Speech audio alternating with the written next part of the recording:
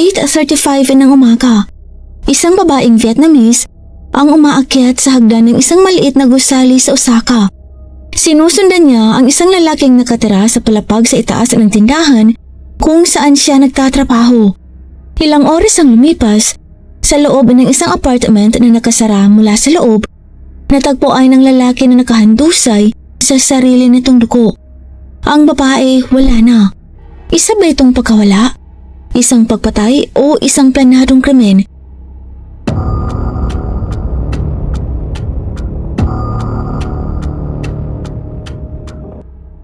Noong umaga ng April 3, 2022, tahimik ang Osaka gaya ng karaniwan. Sa Yotogawa Ward sa loob ng isang maliit na tindahan ng bento na tinatawag na Hakahaka Mitsuya, nagsimula ang araw na parang normal lang. Matatagpuan ang tindahan sa ground floor ng isang residential building na may mga paupahang apartment sa itaas. Bandang tanghali, may napansin ang may-ari ng tindahan na kakaiba. Isa sa kanyang part-time na empleyada, isang babaeng Vietnamese na kilala sa pagiging maaga at responsable, ay hindi pa bumabalik mula sa maikling morning break nito. Wala siyang tawag, wala ring mensahe, at hindi rin nagpaalam kanino man. Lubos itong taliwas sa kanyang nakasanayang ugali. Dahil nag-aalala, sinuri ng may-ari ang kuha ng security camera ng tindahan at ang nakita niya ay agad na nagbigay ng alarma. Bandang 8:35 ng umaga, makikita sa video ang babae na lumalabas ng tindahan kasama ang isang lalaking nakatira sa ikalawang palapag ng parehong gusali. Sandali silang nag-usap saka sabay na umalis. Nakilala ng may-ari ang lalaki. Siya ay nakatira mag-isa sa isang maliit na apartment sa itaas. Dahil may masamang pakiramdam, umakyat ang may-ari sa ikalawang palapag at kumatok sa pintuan ng lalaki. Ang residente ay isang 59 years old na Hapones na matagal nang nakatira roon. Nang buksan nito ang pinto, kapansin-pansin ang kanyang kilos, nanginginig ang kanyang boses at halatang tensyonado ang mukha. Inamin niyang dumaan siya sa tindahan ng bento ng umagang yun para bumili ng pagkain. Ngunit iginiit niyang hindi niya alam kung nasaan ang babaeng empleyada. Pautal-utal ang kanyang mga sagot. Iniiwasan niya ang tingin at may kakaibang paghinto sa pagitan ng mga pangungusap. Nabalisa ang may-ari. Ngunit dahil walang malinaw na ebidensya, napilitan siyang umalis. Bumalik siya sa tindahan at nagpatuloy sa trabaho. Ngunit lalo lamang lumala ang kanyang pag-aalala. Paulit-ulit niyang tinawagan ang cellphone ng babae. Walang sagot o walang reply. Hanggang hapon, nananatiling nawawala ang babae. Hindi na ito kayang baliwalain ng may-ari. Agad niyang kinontak ang Osaka Police at inireport ang pagkawala ng kanyang empleyada. Agad tumugon ng pulisya. Batay sa paon ng impormasyon, naniniwala ang mga investigador na hindi ito karaniwang kaso ng nawawalang tao. Ang huling beses na nakita ang babae ay nang umalis siya kasama ang lalaking nakatira sa itaas. At mula noon, wala na siyang bakas. Nagsimulang mangalap ng impormasyon ng mga pulis tungkol sa buong gusali. Ang ground floor ay ang tindahan ng bento. Ang mga palapag sa itaas ay may maliliit na apartment. Isang unit ang agad umagaw ng pansin. Ang apartment sa ikalawang palapag ng 59 years old na lalaki. Ito ay nananatiling sarado at tahimik buong maghapon. Nang gabing yun, nagtungo ang mga pulis sa apartment. Paulit-ulit silang kumatok. Walang sagot, walang galaw, walang tunog. Patay ang ilaw at ang pinto nakalak mula sa loob. Agad na nagdulot ito ng matinding pangamba. Mahinang sinabi ng isang pulis sa kanyang kasamahan na kung buhay pa ang empleyada, mahalaga ang bawat segundo. Sa sandaling yun, alam ng pulisya na hindi na sila maaaring maghintay pa. Bandang 11:35 PM ng gabing yun, matapos makompleto ang mga emergency procedures, nagpasya ang pulisya na pwersahang pasukin ng apartment. Binuksan nila ang pinto sa pamamagitan ng pwersa. Sa loob ng unit sa ikalawang palapag, bumungad sa mga pulis ang isang eksenang agad nagbago sa direksyon ng investigasyon. Sa gitna ng maliit na silid na kahandusay sa sahig, ang 59 years old na lalaki. Puno ng dugo ang kanyang leeg at kumalat ang dugo sa tiles. Malapit sa kanya ay isang kutsilyo sa kusina na may pahid ng dugo. Agad na tinawag ang mga medical personnel. Buhay pa ang lalaki ngunit halos hindi na humihinga. Isinugod siya sa ospital sa kritikal na kondisyon at kalaunan ay nalagay sa malalim na koma. Wala sa loob ng apartment ang babaeng Vietnamese. Magulo ang silid ngunit tahimik. Sa puntong ito, hindi na itinuring ang kaso bilang simpleng pagkawala. Mas maaga noong araw na yun, 2 tao ang sabay na umalis sa tindahan ng bento. Pagsapit ng gabi, isa ay malubhang sugatan at ang isa ay nawawala. Ilang posibilidad ang agad isinaalang-alang ng mga investigador. Inatake ba ng lalaki ang babae at pagkatapos ay nagtangkang magpakamatay? O may ibang taong sangkot at kung ganun, nasaan ang babae? Agad na ipinadala ang forensic team upang suriin ang lugar. Ang apartment ay isang maliit na studio unit. Sinuri ng mga pulis ang bawat bahagi gamit ang flashlight. Bumabad ang dugo sa carpet sa lugar kung saan bumagsak ang lalaki. Kalat-kalat ang mga personal na gamit sa loob ng silid.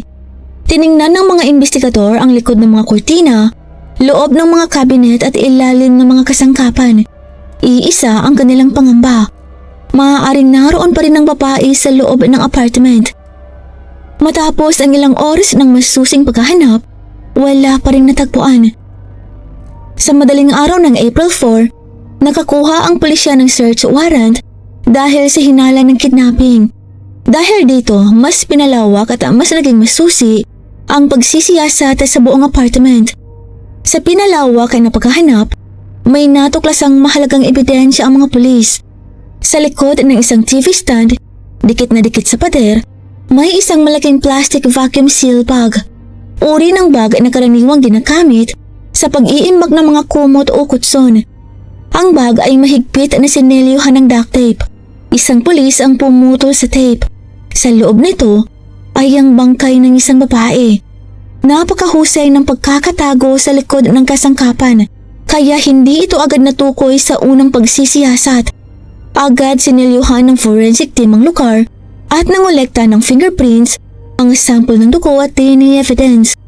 Hindi nagtagal, nakumpirma ang pagkakakilanlan ng biktima. Siya ang babaeng Vietnamese na nawala umaga ng araw na yun. Ipinakita ng paunang autopsy na ang sanhi ng pagkamatay ng biktima ay asphyxiation o pagkasakal.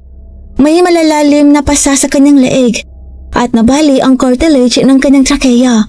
Palatandaan ng matinding puwersang inilapat mula sa likuran. Ang handbag ng biktima na dala niya nang umalis siya sa tindahan ng bento ay natagpuan sa loob ng apartment. Ngunit ito ay walang laman. Nawawala ang humigit kumulang 26,000 yen, katumbas ng halos 9,000 pesos kasalukuyan. Batay sa mga natuklasang ito, pinaniniwalaan ng pulisya na ang krimen ay pagnanakaw na sinundan ng pagpatay. Ang katawan ay isinilid sa plastik at itinako, at ang pera ay kinuha. Samantala, ang pangunahing sospek, ang lalaking nakatira sa apartment, ay natagpuan na may malubhang sugat sa leeg. Nagbigay ito ng mahalagang tanong sa mga investigador. Sinubukan ba ng lalaki na magmukhang biktima rin? O nagtangka ba siyang magpakamatay matapos gawin ng krimen? Habang hinihintay na makarecover at magkamalay ang sospek, sinimula ng pulisya ang masusing pagsusuri sa background at personal na ugnayan ng biktima. Ang biktima ay si Vo Tele Queen, 31 years old, isang Vietnamese citizen. Siya ay may asawa at lumipat sa Japan kasama ito noong 2017 matapos makapagtapos ng kolehiyo sa Vietnam na may major sa Japanese Language Studies. Nanirahan ng mag-asawa sa Nishi Yodogawa Ward sa Osaka. Mahigit 1 milya lamang ang layo mula sa tindahan ng bento kung saan siya nagtatrabaho. Sa araw, nagtatrabaho si Vuti bilang part-time sa Hoka Hoka Mitsuya, karamihan sa paghahanda ng pagkain. Sa gabi, siya ay nasa bahay inaalagaan ng kanyang asawa at regular na tumatawag sa kanyang pamilya sa Vietnam. Ayon sa kanyang mga katrabaho at mga suki sa tindahan, siya ay palaging makalang, masipag at mahinhin magsalita. Wala siyang kilalang kaaway at inilarawan bilang isang taong laging nakangiti sa tuwing bumabati sa mga customers. Bagamat wala siyang gaanong kaibigang Hapones, mayroon siyang malapit na grupo ng mga kaibigang Vietnamese. Sa kanyang mga araw na walang pasok, madalas silang magtipon sa kanyang bahay upang magluto at magkwentuhan. Dahil sa husay niya sa wikang Hapon, pangarap ni Vuti na ipagpatuloy ang kanyang pag-aaral, makakuha ng teaching license at balang araw ay bumalik sa Vietnam upang magturo ng wikang Hapon sa mga bata mula sa mahihirap na pamilya. Naniniwala siya na ang Japan ay isang ligtas na lugar kung saan ay pinahahalagahan ng sipag at kung saan maaari silang bumuo ng matatag na kinabukasan ng kanyang asawa. Sa halip, siya ay pinaslang sa mismong lugar na itinuring niyang ikalawang tahanan. Agad na kumalat ang balita ng pagkamatay ni Vu Tiliquin sa komunidad ng mga Vietnamese sa Japan. Para sa Osaka Police, ang kaso ay naging prioridad na investigasyon. Bagamat nakumpirma na ang pagkakakilanlan ng biktima, may isang malaking tanong na nananatiling walang sagot. Bakit siya sumama sa lalaki mula sa ikalawang palapag? Ano ang ginawa nila noong umaga ng insidente? Upang makahanap ng sagot, hinati ng Osaka Police ang investigasyon sa dalawang parallel na track. Ang una ay nakatuon sa physical evidence, DNA, fingerprints, pattern ng dugo, at iba pang biological traces na nakolekta sa apartment. Ang pangalawa ay nakatuon sa testimonya ng mga saksi, lalo na mula sa mga residente at paligid ng building, upang muling buuin ang kilos ng sospek bago at pagkatapos ng krimen. Bumuka sa mga investigador ng detalyadong file ng lalaki na nakatira sa ikalawang palapag. Ang kanyang pangalan ay Yamaguchi Toshiya. Ipinanganak noong 1962 mula sa rehiyon ng Kansai. Ayon sa record, wala siyang seryosong kriminal na kasaysayan. Dati siyang nagtatrabaho bilang truck driver para sa lokal na transport company. Ngunit sa mga nakaraang taon, lumala ang kanyang kalagayan. Noong insidente, si Yamaguchi ay walang trabaho. Ilang buwan nang hindi nakakapagbayad ng renta at nakatirang mag-isa sa isang maliit na studio apartment. Inilarawan siya ng mga kapitbahay bilang mailap at mahirap lapitan. Madalas umano siyang lumalabas, suot ang buong military camouflage clothing. May ilan ding kapitbahay na nakakita sa kanya na nagsasalitang mag-isa sa loob ng apartment. Ilang beses na rin siyang nag-file ng reklamo sa bento shop sa ibaba. Sinasabing ang tunog ng rolling shutter ng tindahan tuwing umaga ay nakakaistorbo sa kanyang pahinga. Sa investigasyon, pinagtibay ng financial records ang matinding kahirapan. Ilang buwan na siyang naantala sa pagbabayad ng renta. Nang matagpuan ng kanyang wallet, naglalaman lamang ito ng ilang daang yen na barya. Batay sa mga impormasyong ito, nabuo ng pulisya ang unang hypothesis ng motibo, pagnanakaw o robbery. Pinaniniwalaan ng mga investigador na tinarget ni Yamaguchi si Vu Tiliquin para sa pera dahil sa matinding pangangailangan. Ang isang tao na nasa matinding pinansyal na presyon, nakatirang mag-isa ay maaaring maitulak sa karahasan. Ipinakita ng karagdagang investigasyon na bago ang insidente, ilang beses na nakipag-usap si Yamaguchi kay Vuti sa maikling pagkakataon pagdating niya sa trabaho. Gayunpaman, walang ebidensya ng personal na relasyon. Ayon sa mga katrabaho, itinuturing lamang siya ng biktima bilang regular na customer o residente ng building. Walang ulat ng alitan, pagtatalo o lihim na relasyon sa pagitan nila. Pinagtibay nito ang teorya ng pagnanakaw. Itinago ang katawan ng biktima, nawawala ang pera at malinaw ang sinadyang aksyon. Gayunpaman, upang formal na kasuhan ng sospek, kailangan ng pulisya ng konkretong ebidensya. Habang nananatiling walang malay ang sospek, ipinagpatuloy ng mga forensic team ang kanilang trabaho sa loob ng apartment hanggang magdamag. Lahat ng bagay na may kaugnayan sa krimen, kabilang ang duct tape, kutsilyo at vacuum-sealed plastic bag ay kinuha at masusing sinuri. Mabilis na lumabas ang mga resulta. Isang malinaw na fingerprint ang narecover mula sa duct tape na ginamit upang silyuhan ng plastic bag. Nang ikumpara ito sa police records, eksaktong tumugma ito kay Yamaguchi Toshiya. Pinatunayan nito na siya mismo ang humawak at nagtago sa katawan ng biktima. Sinuri rin ang kutsilyong may tuko. Ipinakita ng DNA testing na ang dugo ay kay Yamaguchi lamang. Walang ibang biological traces na natagpuan. Kalaunan, kinumpirma ng forensic doctor na ang humigit kumulang 4 na pulgadang sugat sa leeg ni Yamaguchi ay sariling gawa. Ang sugat ay tugma sa isang tangkang pagpapakamatay na nahinto sa kalagitnaan. Nagdulot ito ng matinding pagdurugo ngunit hindi ikinamatay. Pinagtibay nito ang konklusyon ng mga investigador na tinangka ni Yamaguchi na wakasan ang sariling buhay matapos patayin ng biktima. Sa karagdagang pagsusuri, inilabas ng investigasyon ang iba pang posibilidad. Walang ebidensya ng panghahalay o matagal na ilegal na pagkakakulong. Buo at maayos ang suot ng biktima. Bukod sa mga pinsala sa leeg, wala nang ibang abnormal na sugat ang katawan. Tinatayang ang oras ng kamatayan ay sa pagitan ng 8:45 at 9 ng umaga noong April 3. Isa pang mahalagang breakthrough ay nagmula sa CCTV ng gusali.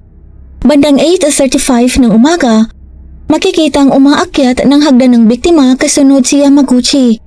Nagsara ang pinto ng kanyang apartment sa ikalawang palapag at hindi na muling nakita pa ang biktima. Makalipas ang ilang oras, isang CCTV sa kalapit na convenience store ang nakakuha ng footage ni Yamaguchi bandang tanghali. Kalmado nang binili ang isang bote ng sake at isang pakete ng sigarilyo saka bumalik sa apartment.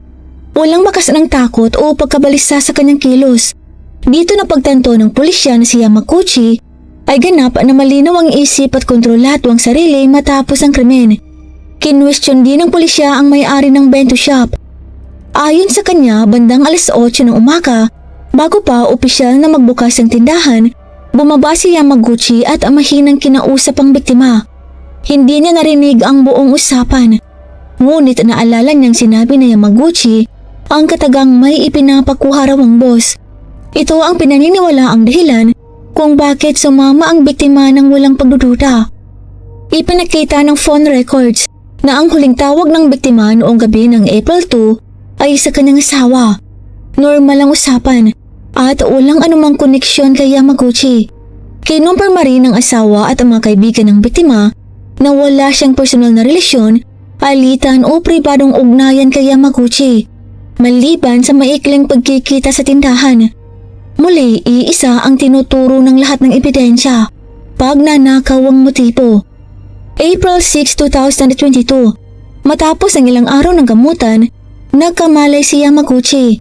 Dahil kompleto na ang ebidensya, formal siyang inaresto ng pulisya. Sa interogasyon, hindi siya nalaban at agad umamin. Ayon sa kanyang salaysay, siya ay walang trabaho, lubog sa utang at may natitira na lamang na ilang daang yen. Dahil sa desperasyon, napagpasyahan niyang nakawan ang Vietnamese na empleyada na nagtatrabaho sa ibaba ng kanyang apartment. Noong umaga ng April 3, gumawa siya ng kwento na may ipinapakuha raw ang may-ari ng tindahan upang akitin ang biktima sa kanyang silid. Pagpasok nila, tumayo siya sa likuran ng babae at sinakal ito gamit ang chokehold na ayon sa kanya ay natutunan niya sa panunood ng judo sa telebisyon. Ang intensyon niya umano ay patulugin lamang ang biktima, ngunit sa loob lamang ng ilang segundo, tumigil sa paghinga ang babae.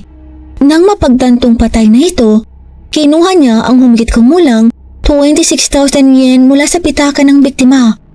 Sa matinding takot, ipinasok niya ang katawan sa plastic bag, sinilyuhan ng duct tape at itinago sa likod ng kasangkapan. Pagkatapos nito, tinangka niyang magpakamatay sa paniniwalang wala siyang matatakbuhan. Ang pag-amin ni Yamaguchi Toshiya ay kalaunan ay pinatunayan gamit ang digital na ebidensya. Kinuha ng pulisya ang kanyang mobile phone para sa forensic analysis. Ang nakita ng mga investigador ay nagpatunay sa kanyang estado ng isip bago naganap ang krimen. Sa mga araw bago ang April 3, naghahanap si Yamaguchi sa internet ng paano magpakamatay at life insurance para sa mahihirap. Ipinapakita ng mga paghahanap na ito ang matinding distress sa pag-iisip at desperasyon. Upang mas maunawaan ang kanyang motibo, kumonsulta ang pulisya ng Osaka sa mga eksperto sa criminal psychology. Ipinakita ng pagsusuri ang malinaw na profile. Isang middle-aged na lalaki, lubog sa utang, nakahiwalay sa lipunan at naitulak sa emosyonal na breaking point. Sa ilalim ng matinding presyon, ang desperasyon ay humantong sa karahasan. Ipinaliwanag ng mga eksperto na pagkatapos pumatay, pumasok si Yamaguchi sa estado ng emosyonal na pagkamanhid at panik na siyang dahilan kung bakit kalmado siyang kumilos sa kalaunan ng araw. Ang pagpunta niya sa convenience store para bumili ng alak at sigarilyo ay tinukoy bilang self-soothing behavior. Isang paraan para supili ng takot at guilt, hindi dahil sa pagiging walang pakialam. April 6, 2022. Matapos makuha ang physical evidence, digital records at buong pag-amin, formal na inaresto at idinitain ng Osaka Police si Yamaguchi Toshiya. Na-stabilize na ang kanyang sugat sa leeg at siya ay dinala sa detention facility habang naghihintay ng formal na paglilitis. Sa pamamagitan ng lahat ng ebidensya, muling binuo ng mga investigador ang buong pagkakasunod-sunod ng pangyayari. Noong gabi ng April 2, matapos makatanggap ng notice ng utang, nagpasya si Yamaguchi na nakawan si Futi. Inakala niyang madaling target ito at hindi tututol. Bandang 8:30 ng umaga ng April 3, mas maaga siyang nagising kaysa sa karaniwan. Isinuot niya ang kanyang camouflage na damit, inilagay ang duct tape at maliit na kutsilyo sa bulsa at bumaba sa shop. Sa loob ng tindahan, nakita niya ang biktima na naghahanda para sa araw. Nagpanggap na may madali ang kailangan. Sinabi niya na maipapakuha raw ang may-ari sa itaas. Nagtiwala ang biktima. Inalis nito ang apron, kinuha ang pitaka at telepono at sinundan si Yamaguchi. Pumasok sila sa apartment ni Yamaguchi bandang 8:45 ng umaga. Saka isinara niya ang pinto sa likuran niya. Sa loob, humingi si Yamaguchi ng pera. Nang tumanggi ang biktima at nagbanta na tatawag ng pulis, nagpanik si Yamaguchi. Agad siyang lumapit. Tinakpan ang bibig ng biktima at lumipat sa likuran nito. Inilapat niya ang chokehold, pinatibay ang kamay sa leeg ng babae. Nakipaglaban ng biktima. Ngunit sa loob ng ilang segundo, huminto na ang kanyang paghinga. Nang mapagtanto niyang patay na ito, kinuha ni Yamaguchi ang pitaka at kinuha ang 26,000 yen. Pinatay niya ang telepono ng biktima at itinago ito sa likod ng kasangkapan. Pagkatapos, kinuha niya ang vacuum seal storage bag, ipinasok ang katawan ng biktima, sinelyuhan na gamit ang duct tape at itinago sa likod ng TV stand. Bandang 9:30 ng umaga, muling tumahimik ang apartment. Makalipas ang ilang oras, pumunta si Yamaguchi sa convenience store at ginamit ang nakaw na pera para bumili ng sake at sigarilyo. Pagbalik sa bahay, pinag-isipan niyang magpakamatay ngunit nag-atubili. Nang kumatok ang mga pulis sa kanyang pinto noong hapon para humingi ng kooperasyon, tumanggi siyang sumagot. Nang lumalim ang gabi at napagtanto niyang sisirain ng mga pulis ang pinto, tinangka niyang magpatiwakal gamit ang kutsilyo sa leeg. Ang sugat ay nagdulot ng matinding pagdurugo, ngunit hindi nakamamatay. Bandang 11:35 ng gabi, pumasok ang mga pulis sa apartment at dinala siya sa ospital. Kalaunan, ang kaso ay inilipat sa Osaka District Court kung saan hinarap ni Yamaguchi Toshiya ang formal na paglilitis. Ang proseso ng paglilitis ay tumagal ng 9 na buwan at nakakuha ng pansin mula sa publiko ng Japan at sa komunidad ng mga Vietnamese. Ang unang paglilitis ay nagsimula noong unang bahagi ng 2023 at isinagawa sa ilalim ng jury trial system dahil sa bigat ng mga kaso. Sa gitna ng paglilitis, nagkaroon ng hindi inaasahang pangyayari. Binago ni Yamaguchi Toshiya ang kanyang pahayag at itinanggi ang mga kaso laban sa kanya, kabaligtaran ng kanyang unang pag-amin. Sinabi niya sa korte na wala siyang intensyon na nakawan o patayin ang biktima. Ayon sa kanya, niyaya lamang niya ang babae sa kanyang kwarto para manghiram ng pera. At nang sumigaw ito, nagpanik siya at aksidenteng naging sanhi ng pagkamatay nito sa pamamagitan ng suffocation. Batay sa pahayag nito, hiniling ni Yamaguchi at ng kanyang abogado na bawasan ang kaso mula sa robbery with murder at gawing causing injury resulting in death at theft. Ipinanukala nilang sapat na ang 15 years na pagkakakulong. Ngunit tinanggihan nito ng prosekusyon. Ipinakita nila ang lawak ng ebidensya, kabilang ang forensic findings, CCTV footage at detalyadong rekonstruksyon ng krimen. Binigyang diin ng mga taga-usig na patuloy na ipinatupad ng akusado ang puwersa hanggang sa huminto ang paghihinga ng biktima na malinaw na nagpapakita ng intensyon at hindi aksidente. Pinatunayan kinuha niya rin ang pera ng biktima matapos ang pagpatay na sapat upang matugunan ang legal na elemento ng robbery. Humiling ang prosekusyon ng habang buhay na pagkakakulong, ang pinakamabigat na parusa maliban sa parusang kamatayan. Matindi ang mga argumento sa loob ng korteng hukuman. Sinubukan ng depensa na ipakita si Yamaguchi bilang isang lalaki na pinilit ng kahirapan at mental distress at ipinakita ang kanyang pagsubok na pagpapatiwakal bilang tanda ng pagsisisi. Subalit hindi nito nakumbinsi ang hurado. Isa sa mga pinakamatinding eksena sa korte ay ang CCTV footage. Nakita ng mga hurado at ang manunood ang biktima na nakangiti habang umaalis sa bento shop na sinundan ng larawan ng kanyang katawan na nakatago sa plastic bag. Lubos itong nakaapekto sa korte. Noong February 3, 2023, ibinigay ng korte ang hatol. Ipinahayag ng hukom na lubos na sinusuportahan ng ebidensya ang kaso ng prosekusyon at idineklara si Yamaguchi Toshiya na guilty sa robbery with murder. Siya ay hinatulan ng habang-buhay na pagkakakulong, eksakto ayon sa kahilingan ng prosekusyon. Yumuko si Yamaguchi at nanatiling tahimik habang binabasa ang hatol. Ayon sa batas ng Japan, ang habang-buhay na pagkakakulong ay nagbibigay lamang ng pagkakataong mag-apply ng parol matapos ang hindi bababa sa 35 years at kung ang bilanggo ay magpapakita ng pambihirang rehabilitasyon.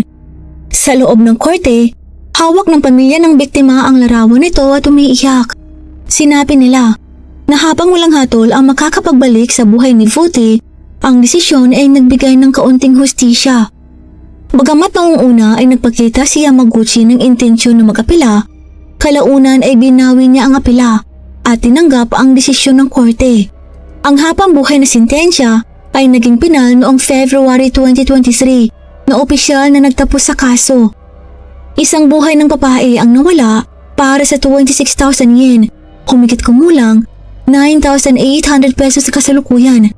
Ang kaso nito ay paalala na kahit sa mga bansang itinuturing na ligtas, maaaring mangyari ang malubhang krimen at ang mga vulnerable na mga individual, lalo na ang mga foreign workers, ay maaaring humarap sa mga hindi nakikitang panganib. At dito nagtapos ang kaso sa araw na ito. Kung mayroon kayong opinyon tungkol sa kasong ito, ibahagi niyo po sa comment section sa ibaba. At huwag kalimutang mag-like, mag-share at mag-subscribe upang masuportahan ang channel. Ito lang po sa ngayon. Maraming salamat po sa panonood at Merry Christmas po sa ating lahat. Naway pagpalain po tayo ng may kapal. At magkita-kita po tayo sa susunod na video. Paalam!